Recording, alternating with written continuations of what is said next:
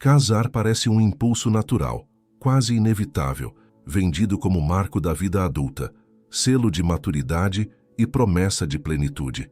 Mas por trás do verniz cerimonial existe um mecanismo psíquico, social e energético de anexação.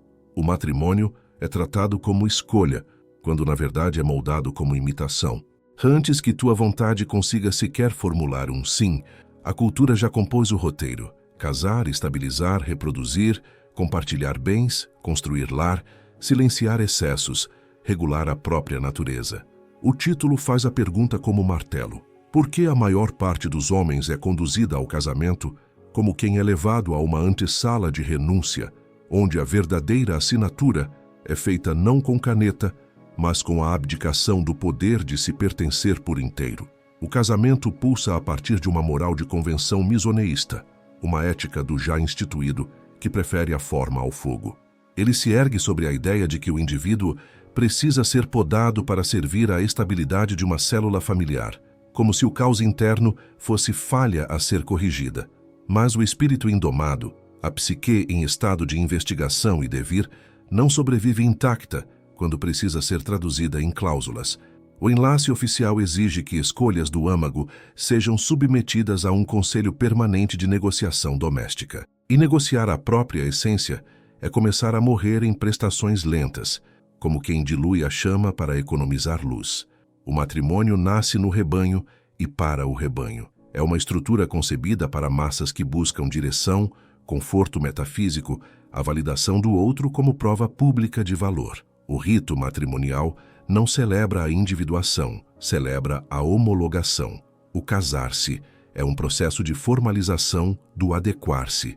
A cultura diz: encontra alguém, acostuma teu tempo ao dela, esquece a primazia do teu centro, aprende a deixar de ser extremo, aprende a deixar de ser radical, aprende a deixar de ser sozinho, aprende a não precisar de solidão criativa, aprende a chamar renúncia de conquista.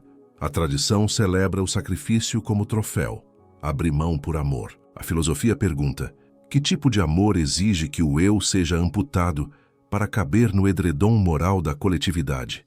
O preço oculto do casamento é pago em silêncio interior.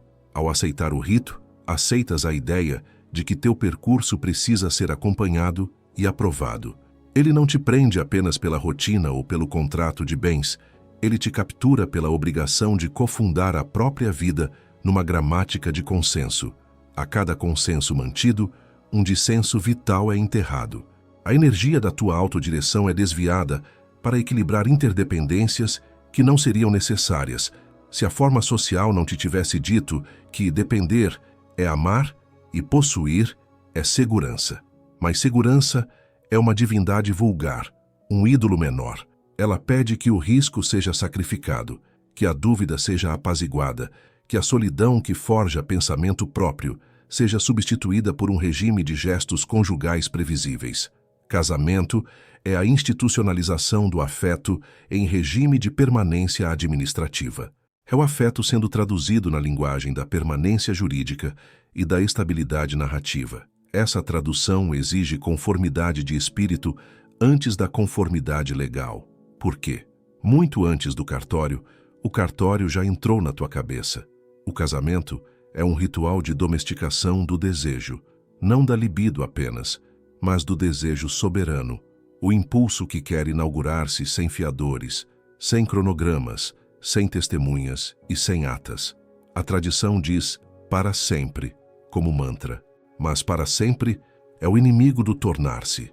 O homem que se reinventa, que atravessa rupturas, que precisa de ciclos de destruição e criação, não pode se ajoelhar diante de algo que promete imobilidade sagrada. Porque imobilidade não é sagrada, é cadáver decorado. O casamento te exige antes que tua grande obra te exija. Ele te convoca a servir a um laço antes de servires a tua própria construção de mundo. Tua potência precisa do altar do não regulamentado, do risco que não se mitiga, da solidão que não se explica, da escolha que não se justifica. Mas o matrimônio cria uma topografia de renúncias aceitas como naturalidade. Ele molda uma paisagem de deveres compartilhados como se fossem continuidade lógica do amor, quando são continuidade lógica da convenção. E convenções não libertam, convenções arquivam. A crítica ao casamento não nasce do desamor, nasce da hierarquia do espírito. Não é um nunca amar, mas um nunca deixar de se possuir por amor de conveniência. O casamento não começa na aliança, começa na crença de que a aliança vale mais do que o centro. Começa quando acreditas que a posse do outro legitima a tua vida, ou que a oficialização do vínculo garante algo além do vínculo.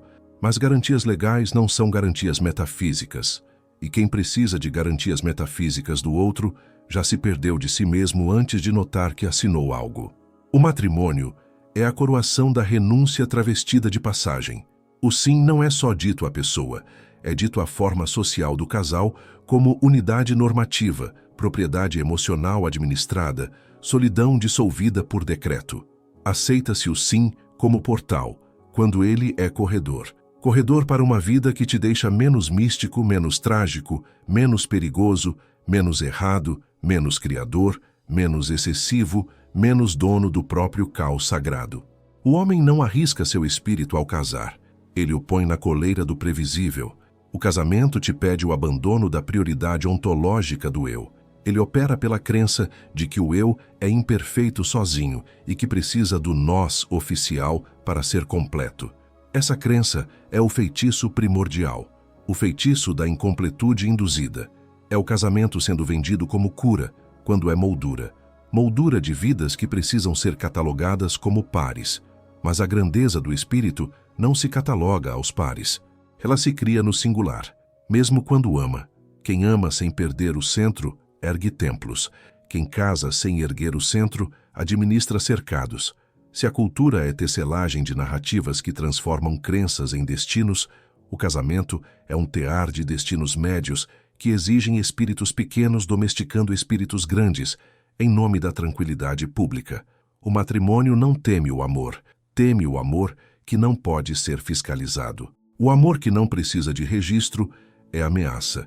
Ele pode cessar sem permissão, pode mudar de forma sem aviso, pode se refazer sem pedir autorização, pode ser potente sem ser permanente. E o sistema da moral gregária não perdoa o afeto que não se submete ao arquivo. O casamento é a nostalgia das formas contra o futuro das forças. Ele molda vidas para caber numa tradição que chama conformidade de compromisso e chama controle de cuidado. Mas cuidado obrigatório é vigília. Vigília constante é desertificação do imaginal. Desertificação do imaginal é morte do filósofo interior que precisa conspirar sozinho contra o dado. O homem que aceita ser curado pelo rito, na verdade aceita deixar de ser perigoso para que o mundo se sinta confortável diante da sua existência. O problema do casamento não é o laço entre pessoas, é o laço entre papéis. Papéis conjugais pré-roteirizados. Algemas subtis feitas de expectativas e representações, não de ferro. O rito do matrimônio celebra o acordo social da renúncia, abrir mão do próprio mistério em troca do mistério administrado do casal produto. Mas nenhum mistério administrado é mistério, é departamento. O capítulo 1 é um aviso. Antes de decidir casar, nota que a decisão não é tua por inteiro. Ela te foi sussurrada como destino. Ela te foi ensinada como normalidade. Ela te foi calcificada como maturidade desejável. Mas maturidade verdadeira é aguentar o peso do próprio centro sem fiadores. É suportar a própria chama sem precisar que alguém a licencie. É amar sem precisar converter amor em alvará. Casamento é contrato. Grandeza é ato. Atos fundacionais não se coassinam sem se perderem. O espírito livre, quando posto para conviver em regime de adequação, lembra que a gaiola não começa no tempo de convívio, nem nas divisões domésticas. Começa quando acreditas que a gaiola é porta. E o título faz a quebra do espelho narcótico da cultura matrimonial. Homens não devem casar não por incapacidade de amar, mas por incapacidade da forma casamento em conviver com espíritos que precisam da autodeterminação radical para não morrerem numa vida que se repete como tradição cumprida, mas que nunca se prova como obra inaugurada no singular, porque a obra do espírito que pode ser destruída por uma assinatura jamais foi obra, sempre foi concessão. Quem se concede antes de se criar nunca se criou. Casar é conceder-se. Grandeza é criar-se. E criar-se exige solidão primária, não condomínio existencial. A cada vez que aceitas a forma antes da força, não casas. És casado pela forma. E esse é o verdadeiro porquê inicial. O casamento age como oficina de domesticação do desejo, campo magnético onde expectativas sociais convergem, comprimindo impulsos selvagens e traduzindo relações em estética aprovada de casal. Não é apenas a libido que é regulada, mas o desejo de movimento, o desejo de se bastar, o desejo de risco, o desejo de contradição, o desejo de não precisar explicar o próprio centro. A armadilha não começa no sim do altar, começa no sim mental, a ideia de que a vida precisa ser legitimada em dupla, fotografada em consenso e governada por expectativas conjugais verificáveis. O afeto deixa de ser experiência e vira exibição de pertencimento. O mundo não se contenta em que ames. Ele quer provas de que amar te tornou administrável. O desejo em estado natural é indisciplinado e mutável. Ele comete heresias, reinventa regras, rompe cronogramas, pede abismos que não prometem parapeitos, produz vínculos porque são intensos, não porque são permanentes. Mas o casamento tem horror ao vínculo que não pode ser garantido, e mais ainda, ao vínculo que não precisa ser garantido. Garantir é o sacramento da mediocridade. Quem garante, teme. E quem teme, institucionaliza.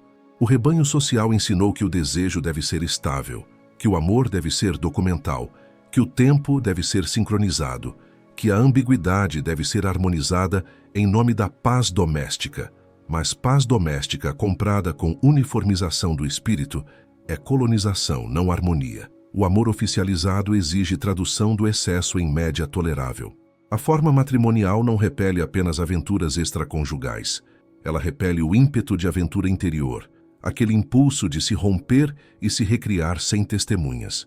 Ela exige que aprendas a negociar teu caos, a amortizar tua sombra, a reduzir tua órbita para gravitar numa economia emocional permanente.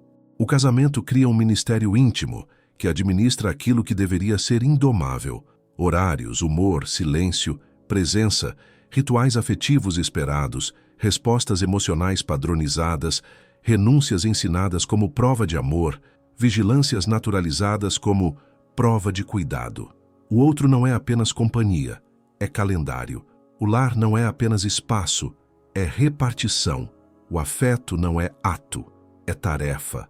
O desejo feminino também é domado, mas o homem paga com algo mais brutal: a rendição da soberania psíquica, porque a cultura o educou para ser fundador do próprio mundo, mas o casamento o reeduca para ser coadministrador de um mundo médio já prescrito.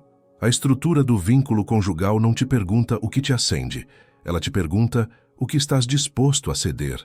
A pergunta central do matrimônio é sempre: que pedaço de ti pode ser sacrificado sem que a moldura social da relação desabe?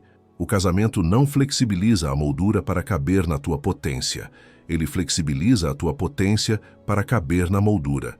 Não é coincidência que a cultura matrimonial adore narrativas de complementação do eu. Essa é a magia psicossocial do contrato. A crença induzida de que o indivíduo sozinho é arte incompleta, esboço falho que precisa ser finalizado em parceria homem-mulher, Estado, tradição. Mas essa noção fabrica a pior das dependências. A dependência que chama a si mesma de independência conquistada. A coleira que se descreve como aliança encontrada.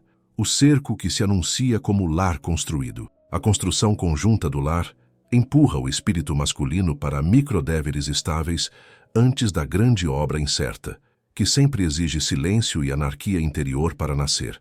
E o nascimento da obra pede o que o casamento proíbe: não sincronizar, não explicar, não adequar, não diluir, não prometer imobilidade, não escalar expectativas sociais como tribunal interior. O casamento substitui a ética da escolha pelo regime das expectativas.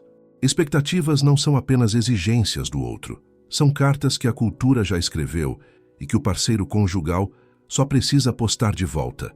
A cerimônia sela a renúncia como troféu, a vida conjunta a protocola como rotina, A moral popular a cristaliza como prova social de validade. E no fim, o que se chama crescer juntos quase sempre significa achatar juntos as arestas do eu para caberem no imaginário de casal aceitável.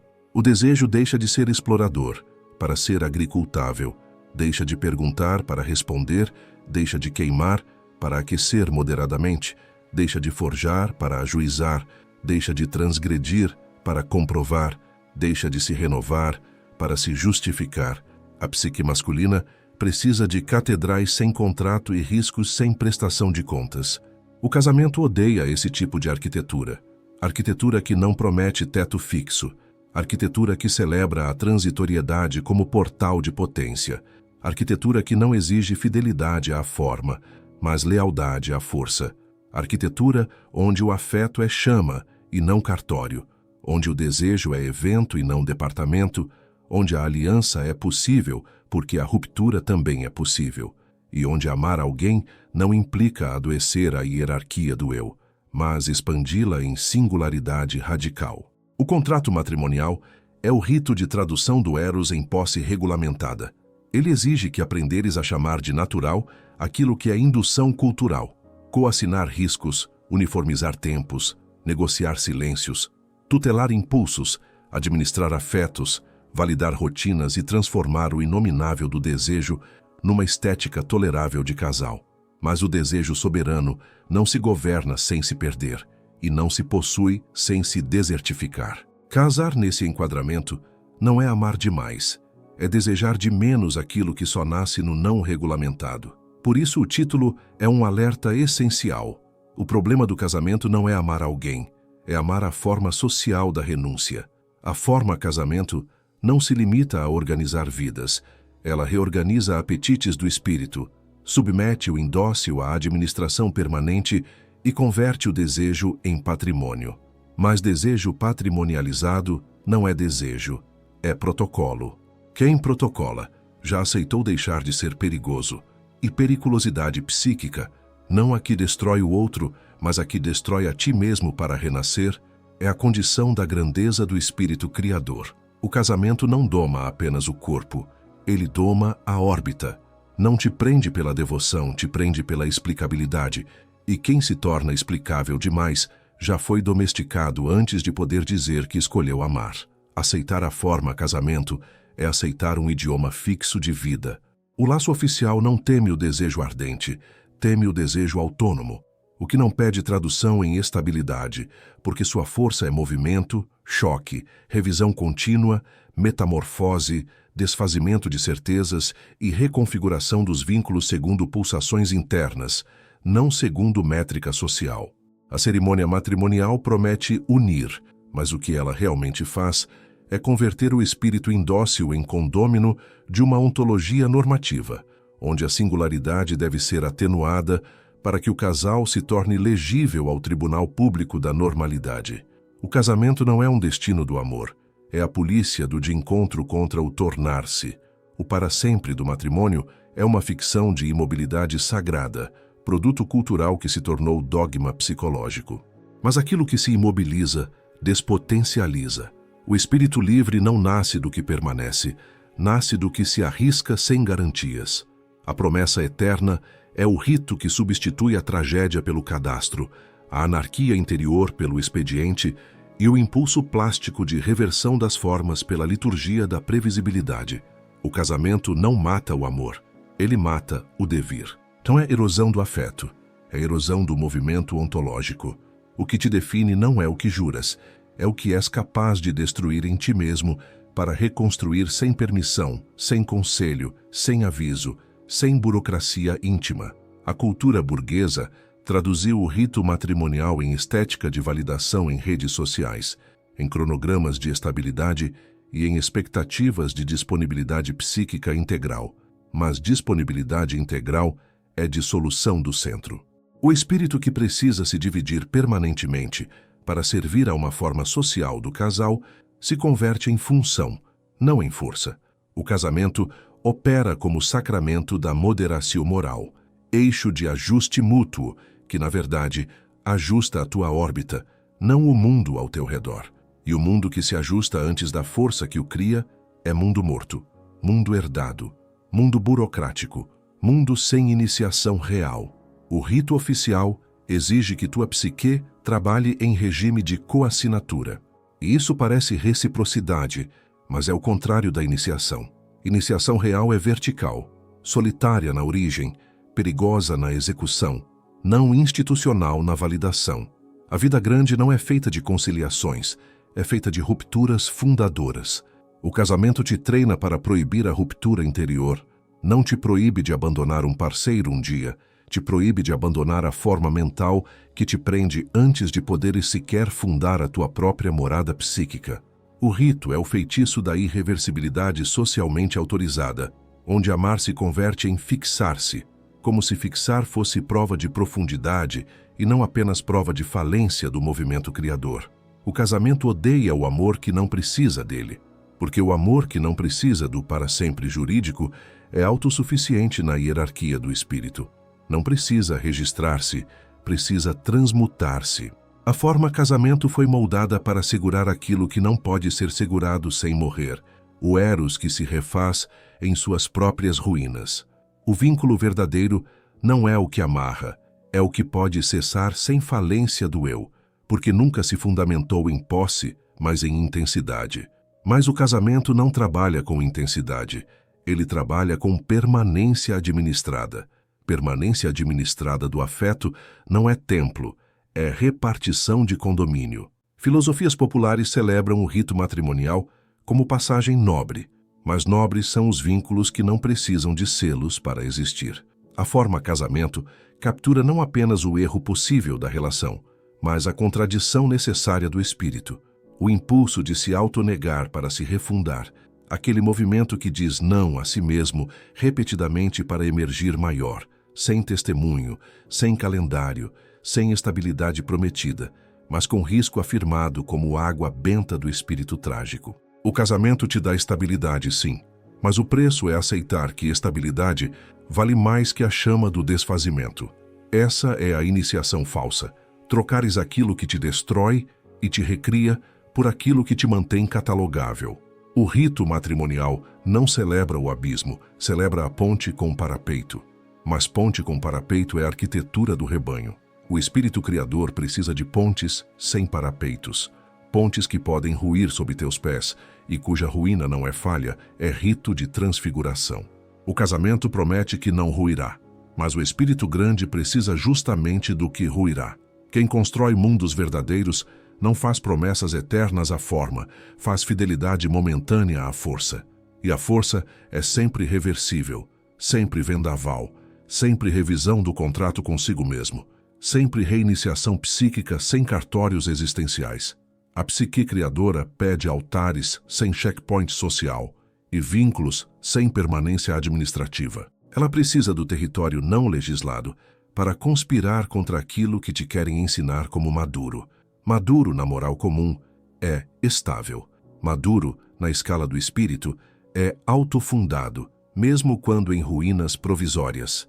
Autofundação exige singularidade, sem concordância obrigatória. Exige que tua órbita não precise de autorização, nem do Estado, nem da tradição, nem da vitrine cultural do casal legível. Casar nesse enquadramento é aceitar viver numa narrativa onde o exemplo vale mais do que a experiência. A experiência do devir pede queimar formas e destruir garantias psicológicas para refundar-se em ciclos não notificáveis. O casamento vem antes do abismo. A iniciação vem no abismo. O matrimônio diz fica. O espírito diz transforma-te até não seres reconhecível nem a ti mesmo. E segue. O rito do nós estável é a antítese do eu metamórfico, que ama porque é capaz de se destruir antes de se justificar. O casamento, ao exigir legibilidade e permanência, exige um espírito domesticado na órbita antes de domesticado na rotina. Por isso a crítica não é sobre amar alguém, mas sobre amares a forma social da renúncia psicológica contra a forma filosófica do renascimento contínuo. E a conclusão implícita é que a grandeza do espírito criador não se casa com a forma casamento, porque a forma casamento, em sua essência, é contrato de previsibilidade entre papéis e não iniciação entre forças. Se quiseres um rito digno da tua chama, ele jamais te pedirá permanência. Ele te pedirá combustão. Porque a única sacralidade que não falsifica o espírito é a que pode ser revogada pela tua própria transformação, não a que revoga a tua transformação em nome de estabilidade autorizada. Quem se prende à forma para não ruir, já ruiu interiormente antes de saber que poderia reconstruir-se maior. E reconstruir-se maior é movimento sem tabelas, sem promessa de imobilidade, sem justificação social, sem língua fixa do nós estável, sem terceiro conselho fiscal do afeto, sem moral de espelho que te diz que dupla é destino. Dupla é formato, singular é força, e a força jamais deveria ser submetida a um contrato que só se sustenta se ela deixar de variar. O casamento não é a impossibilidade do amor, é a impossibilidade do amor que pode ser destruído e recriado em sua própria lógica interna, sem pedido de validação social, sem terceiro árbitro psicológico, sem contrato de legibilidade. É nisso que ele falha. E é nesse ponto que a pergunta do título encontra o golpe. A forma casamento não convive com espíritos que não querem ser reunidos, querem ser incendiados, até se refazerem maiores em ciclos que não cabem em promessas eternas, nem em coassinaturas existenciais. O casamento não te tolhe apenas por meio do parceiro ou da rotina. Ele institui um regime de propriedade do tempo. O tempo deixa de ser fluxo de experimentação interior, laboratório do inacabado, risco sem testemunhas e construção sem fiscalização, e passa a ser patrimônio emocional administrado. A cultura ensina que compartilhar a vida é sinônimo de dividir o tempo, mas o que o matrimônio realmente exige é sincronizá-lo, convertê-lo em unidade doméstica verificável, prestável à contabilidade afetiva. A aliança não é o metal no dedo, é o metal no calendário. O relógio deixa de bater para a tua obra e começa a bater para a manutenção da forma casal, forma que vive da previsibilidade, do expediente, da ocupação conjunta do espaço anímico como dever contratual e não como epifania escolhida. O casamento diz, constrói comigo, mas o verdadeiro comando dele é, não destruas nada em ti mesmo sem me consultar. No solo do espírito livre, destruir a si mesmo é criar a si mesmo. Não a destruição literal, mas a implosão das certezas psicológicas para a refundação da própria órbita. A psique grande é necessariamente errática, contraditória, perigosa para si mesma, não normalizável por consenso. Mas o casamento cria um condomínio interno de decisões amortizadas. Riscos passam pelo crivo do nós, silêncios passam pela tarifa da expectativa, presenças passam a ser compulsórias, ausências passam a exigir justificativa, impulsos extremados passam a ser ineficiência conjugal, contradições passam a ser instabilidade no laço, e instabilidade no laço, na moral popular, é sacrílega. Mas sacrílega, para o espírito trágico, é a estabilidade sem abismos, a previsibilidade sem oráculos, o lar sem zonas não legisladas onde possas conspirar contra o dado e refazer-te sem precisar avisar ninguém. O casamento estabelece um direito tácito de coassinatura permanente sobre as escolhas do âmago. Viagens não são mais incursões da alma, são planejamentos. Noites não são mais riscos, são agendas. Dinheiro não é mais munição do devir, é orçamento. Humor não é mais tempo climático do interior, é demanda de estabilidade. Impulso não é mais vontade, é negociação. Silêncio interior não é mais templo, é ausência que precisa ser compensada. Solidão não é mais laboratório de pensamento, é vacância, conjugal que precisa de retratação. O casamento cria a retórica da economia afetiva. O afeto deixa de ser evento para ser disponibilidade estável. Ser disponível demais, contudo, é deixar de ser potente, e ser potente exige intervalos de não disponibilidade criadora. Mas o matrimônio interpreta intervalos como falhas, não como rito. Ele lê pausas como dívidas, quando pausas na psique livre são adubos do devir, o espaço onde a chama do pensamento próprio respira sem testemunhas e sem calendários. Ao casar, não fundas um lar. És incluído num lar mental já fabricado antes da tua vontade. A cultura celebra o casamento como estabilidade conquistada, mas o que se conquista ali é o direito de caber numa forma legível em dupla, forma que exige vigilância mútua das arestas, para que nenhuma delas se torne chama particular demais. O espírito livre precisa de zonas sem parapeitos, riscos sem aprovação prévia, silêncios sem prestação de contas e a iconoclastia de não precisar explicar a própria órbita. Mas o casamento funciona como liturgia da explicabilidade. Ele quer que o desejo seja estável e que o afeto seja legível. Legibilidade não para o parceiro, mas para o mundo que exige comprovação social do laço como medalha de maturidade. Medir maturidade por estabilidade relacional é idolatria da média. E idolatria da média é inimiga da verticalidade do espírito que exige ruínas provisórias como rito de refundação. O problema do casamento não é a partilha, é a tarifação da partilha como fundamento. O casamento oficializa uma partilha que deveria ser reversível para manter-se intensa, mas que se torna irreversível por crença. Essa é a magia da captura. A forma conjugal se torna altar da vida, e não apenas um aspecto dela. O homem grande não deveria fazer altares verificáveis à forma, deveria fazer altares renováveis às forças que podem inclusive cessar sem falência do eu. Mas o casamento cria um altar fixo para algo que só seria sacro se pudesse ser desfeito pela própria metamorfose interior, sem destruir ninguém no processo. O lar conjunto torna-se teologia burocrática da felicidade, onde felicidade deve ser administrada em consensus perene. Mas consensus perene é desertificação do imaginal, e desertificação do imaginal é morte do filósofo interior que precisa justapor contradições sem precisar as reportar como falha. Interdependências que não nasceram da tua verticalidade te exigem agora como passivos afetivos a serem geridos em regime de prestação vitalícia. Pequenos deveres estáveis antes da grande obra incerta. E a grande obra incerta requer um tempo que não é condômino, um espaço que não é coassinado e um silêncio que não é relatável à forma casamento como dívida psíquica. O casamento troca risque metafísico por risque contratual. Mas o maior dos riscos que o rito matrimonial te impõe é psicológico. Perder o direito de te contradizer sem pedir permissão ao nós. O nós não surge da potência de dois indivíduos inteiros. Surge da amputação proporcional de dois indivíduos mutiláveis o bastante para que a forma casal permaneça catalogável e administrável. A cultura pop fabrica a vitrine do lar perfeito. O casamento exige que trabalhes para mantê-la viva.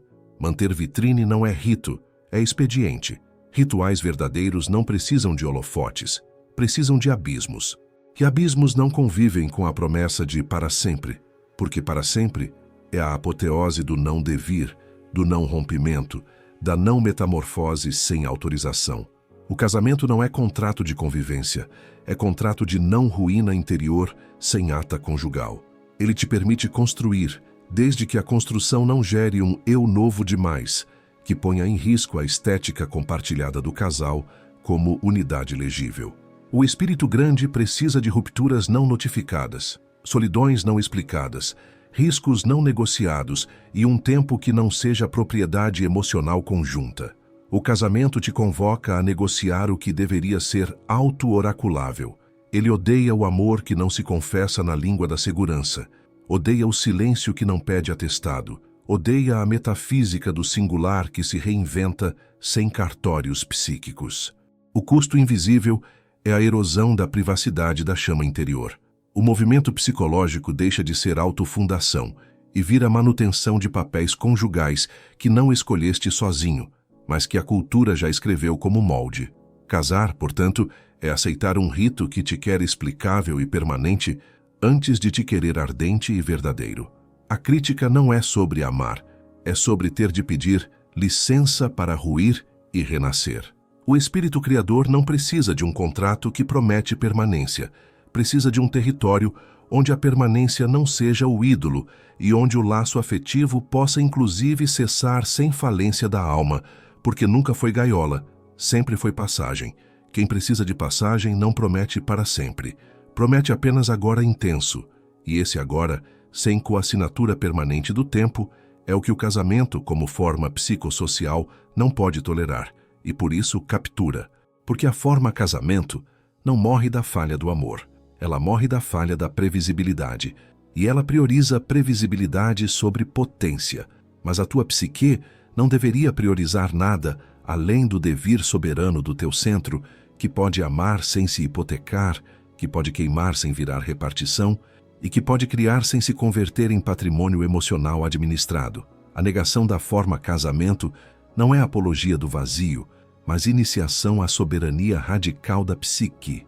A cultura ensinou que o ato de unir-se oficialmente é um portal de consagração, mas consagração verdadeira, na escala do espírito, é a consagração do centro antes do laço, nunca do laço antes do centro. O casamento promete completar. O espírito livre não quer completar, quer extravasar. Promete estabilidade. A verticalidade criadora não quer estabilidade, quer autofundação contínua, mesmo que provisoriamente destruída, reescrita, refeita, refundida. O casamento teme a falência do par. A grandeza do espírito teme a falência do eu. E a falência do eu começa quando a forma do nós oficial se torna prioridade ontológica sobre o devir do eu inaprovável. A alternativa ao casamento não é desamor, é disciplina da chama interior. Não se trata de rejeitar vínculos, trata-se de rejeitar a cláusula tácita de que um vínculo precisa ser autorizado, testemunhado e eternizado para ser real. Real é aquilo que resiste à própria reconfiguração sem desabar o centro. O espírito forte não é o que se amarra, é o que se reforma sem se perder. Casamentos, como convenção civil, adoram promessas lineares. Mas a psique criadora não é linear, é espiral. Sua ética não é permanência, é experimentação de formas. Seu sacramento não é jura, é combustão. Sua liturgia não é consenso, é oráculo interior que revisa contratos consigo mesmo sem precisar validá-los em assembleias domésticas. Filmes como um romance burguês institucionalizado, repetido exaustivamente na cultura popular, celebram o casal como se o casal fosse destino do espírito e não apenas formato narrativo que garante legibilidade social. A moral quente do espírito trágico, defendida por filósofos críticos do casamento como prisão das forças, como o pensamento de um autor pessimista que via o matrimônio como antítese da individuação, revela que a armadura que protege do corpo não é a armadura que protege da alma. Aquilo que te protege do abandono legal não é aquilo que te protege do abandono do centro psíquico. O casamento civil não quer que o parceiro não te abandone. Ele quer que o singular em ti não abandone a forma psíquica do nós estável. E essa é a maior captura. A captura da órbita interior, a desistência sutil de poderes psíquicos não delegáveis, como o direito de não ser traduzido em rotinas administrativas conjugáveis. O casamento é um contrato jurídico, mas acima de tudo um contrato de narrativa psicológica. Ele se fundamenta na crença de que envolver-se é legitimar-se em dupla e que legitimar-se em dupla é destino da maturidade. Mas essa maturidade é idolatria do teto fixo, do humor amortizado, do tempo sincronizado, da sombra negociada, da aventura permitida desde que previamente planilhada, da ruptura interior banida como sacrílega, da contradição tratada como falência do laço e não como motor do devir. O espírito forte, quando posto a viver num condomínio de expectativas, não morre por grilhões, morre por cláusulas. Cláusulas que não estão no papel, mas na crença. A crença de que o centro deve ser sempre coabitado, codecidido e coassinável, para não ruir. Mas ruir interiormente é justamente o rito da invenção. O problema é que a forma casal odeia a ruína interior não reportada, odeia o silêncio autônomo, odeia o risco que não foi tramitado no ministério do lar. A psique criadora exige intervalos sem condôminos, altares sem atas, silêncio sem atestados e risco sem comitê do nós. Quando aceitas casar, não aceitas apenas um parceiro, aceitas o árbitro invisível da forma casamento que regula órbitas em nome da catalogação social do amor. Apps como uma rede social que transformou o rito do casal em vitrine de legitimidade fabricam narrativas estéticas. Casa bonita, casal alinhado, viagens sincronizadas, humor estável, papéis transparentes, expectativas micro-administráveis. Mas o espírito profundo quer opacidade sem tradução, inadequações sem retratação, silêncio sem negociação, noite sem agenda, riscos sem co-curadoria. O casamento teme o abandono. O espírito livre teme justamente não abandonar nada em si mesmo que precise ser abandonado, porque abandonar a si mesmo é criar a si mesmo. Porém, no matrimônio, abandonar a si mesmo sem aviso é falir o par. E falir o par, na moral popular, é heresia.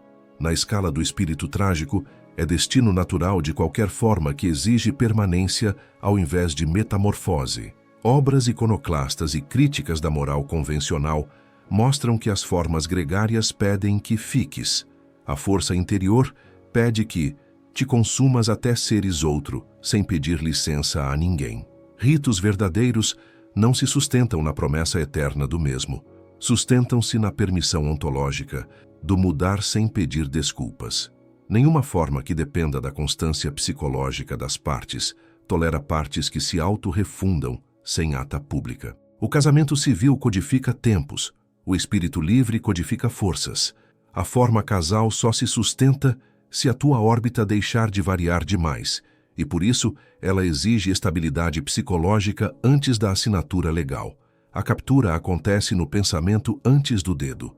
A alternativa digna do espírito forte é o vínculo reversível sem falência do centro, onde o laço pode cessar sem morte do eu, porque nunca foi condômino do eu, nunca foi tribunal do tempo, nunca foi ministério das arestas. Em vez do matrimônio civil, disciplina alianças soberanas sem cartórios psíquicos. Ama a companhia, mas sede leal apenas ao centro. Obras de grande espírito defendem que a melhor arquitetura do afeto não nasce na homologação oficial da dupla, mas na congregação dos agora intensos, agora que podem ser revogados pela tua própria metamorfose, sem destruição do teu centro. Tu não precisas oficializar, precisas protagonizar a ti mesmo como obra aberta, obra que não se amarra em línguas fixas do para sempre, porque para sempre é nome bonito para cárcere psicológico. A grandeza do espírito não precisa de garantias jurídicas do outro. Precisa de garantias de que a tua própria órbita não precise ser negociada em expediente conjugal. O comando implícito da crítica nietzschiana ao casamento conclui: não te cases com a forma, compromete-te com o tornar-te. E comprometer-te com o tornar-te exige a coragem de não precisar registrar coragem nos outros, a coragem de não sincronizar tempos para comprovar amor, a coragem de não negociar a chama para manter vitrine legível. Quem ama de verdade sem se hipotecar é quem entendeu que o altar do afeto não é a cláusula, não é o calendário, não é o juízo público, é a chama que não precisa ser permanente para ser real, porque real é aquilo que pode ser desfeito sem destruir o centro que o criou. E nenhum laço que exista como passagem exige promessa de mesmo para sempre. Passagens exigem apenas força para continuar passando, porque a única prisão que importa evitar não é a legal, é a psicológica, a prisão da órbita que cede à forma antes de criar-se como força. Quem se cria primeiro não precisa casar-se depois para validar-se. Quem se valida pelo rito, na verdade, foi capturado pelo rito.